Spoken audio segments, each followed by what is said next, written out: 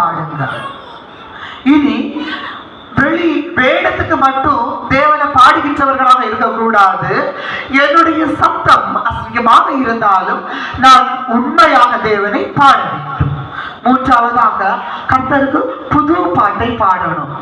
ஒருவேளை உனக்கு பாட வரலையா, நீ வீட்டுக்குள்ளேயே இருந்து ஒரு அதிகாரத்தை எடுத்து என்ன செய்ய, உங்களுக்கு வார ராகத்துல பாடுங்க. கர்த்தருக்கு புது பாட்டு பாடியாச்சா, அடுத்து என்ன செய்யுங்க, தேவனை போற்றி பாடுங்க.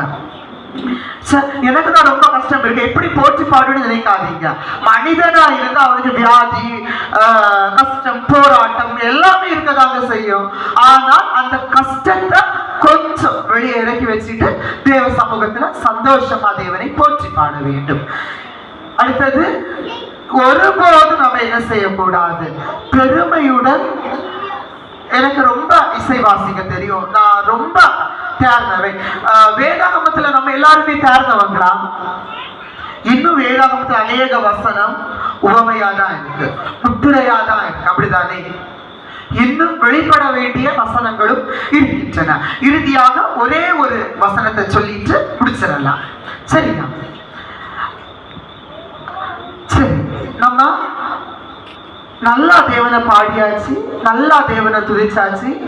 இன்னைக்கு உள்ள இசையெல்லாம் நீங்க பாத்தீங்கன்னா டமாட்டுமா, அப்போ அந்த பாட்டு சவுண்டு கேட்குது என்னதோ இசை நம்ம காதை கிழிக்கும். சில இசைகளை எல்லாம் நம்ம பார்த்தோம் அப்படின்னா காது கேட்காமல் கூட போகுது. பிரஷர் உள்ளவங்களுக்கு என்ன செய்யுது, கொஞ்சம் கூட பிரஷரை ஏற்றி காட்டுது. சரி, அதனால அந்த இசையில கூட கண்டிப்பாக நம்ம என்ன செய்ய வேண்டும், இருக்க வேண்டும். ஒரு உலகத்துல இருக்கிறத நல்ல டிஸ்கோ பாட்டு அதெல்லாம் போட்டு ரொம்ப இதா பண்ணுவோம். நம்ம கண்ணியத்தோட தான் இசை வாசிக்க வேண்டும். இனி இசையெல்லாம் பாடியாச்சு, ரொம்ப இசை பாடியாச்சு. ஆனால் கடைசி நாட்களில் கேட்கப்படுகின்ற அந்த ஆரவாரம், கடைசி நாட்களில் ஊதுகின்ற எக்காலம், அதுல நம்ம எப்படி இருக்க வேண்டும், அந்த ஒரே ஒரு வசனத்தை மாத்திரம் நான் சுட்டி காட்டி கொண்டு முடிக்கலாம் என நினைக்கின்றேன். சரி, ஒருத்தர் சத்தமா வாசிக்கலாமா? 1 தெசலோனிக்கேயர் 4ஆம் அதிகாரம் அது 16 முதல் 18 முடிய வசனங்கள். 1 தெசலோனிக்கேயர் 4ஆம் அதிகாரம் அது 16 முதல் 18 முடிய வசனங்கள்.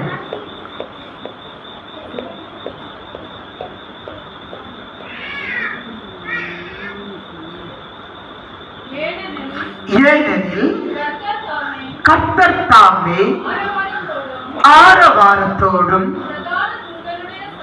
பிரதான தூதர்களின் சத்தத்தோடும் தேவ எக்காலத்தோடும் வானத்திலிருந்து இறங்கி வருவார். அப்பொழுது கிறிஸ்துவுக்குள் மரித்தவர்கள் முதலாவது எழுந்திருப்பார்கள். 1 நிமிடம் அம்மா, அதுக்கப்புறமா நான் வாசிக்க சொல்லும் பொழுது வாசிக்கலாம். முதலே சொன்ன மாதிரிதான் எனக்கு பாட வராது, இருந்தாலும் அதை கேளுங்க, சரியா? என் தாயுருவாகும் முன்னே என் கருவை கண்டீரையாம், என் பெயருருவாகும் முன்னே பெயர் சொல்லி அழைத்தீரையாம், என் தாயுருவாகும் முன்னே என் கருவை கண்டீரையா, என் பெயருருவாகும் முன்னே பெயர் சொல்லி அழைத்தீரையா. எப்படிப்பா உமக்கு நன்றி சொல்லுவேன், சொல்ல வார்த்தையே இல்ல, நீங்க போதும் என் வாழ்க்கை முழுவதும், வேறு ஆசையே இல்ல. எப்படிப்பா உமக்கு நன்றி சொல்லுவேன், சொல்ல வார்த்தையே இல்ல, நீங்க போதும் என் வாழ்க்கை முழுவதும், வேறு ஆசையே இல்ல, வேறு ஆசையே இல்ல. என் தாயுருவாகும் முன்னே என் கருவை கண்டீரையா, எலும்புகள் உருவாகல, நரம்புகள் உருவாகல, தசைகள் உருவாகல, தரிசனம் உருவானதே. கருவிலே தரிசனம் உருவானதே. எலும்புகள் உருவாகல, நரம்புகள் உருவாகல, தசைகள் உருவாகல, தரிசனம் உருவானதே. தாய் கருவிலே தரிசனம் உருவானதே. இப்படிப்பா உமக்கு நன்றி சொல்லுவேன், சொல்ல வார்த்தையே இல்ல.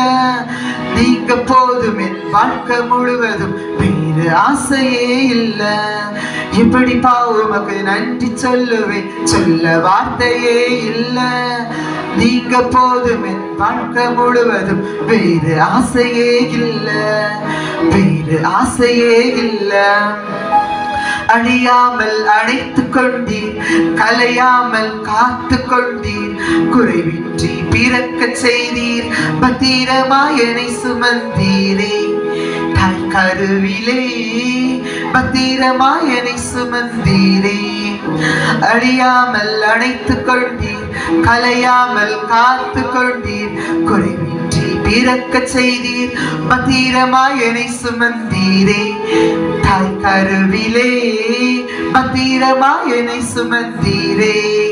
எப்படிப்பா உமக்கு நன்றி சொல்லுவேன், சொல்ல வார்த்தையே இல்ல. நீங்க போதும், என் வாழ்க்கை முழுவதும் வேறு ஆசையே இல்ல. எப்படிப்பா உமக்கு நன்றி சொல்லுவேன், சொல்ல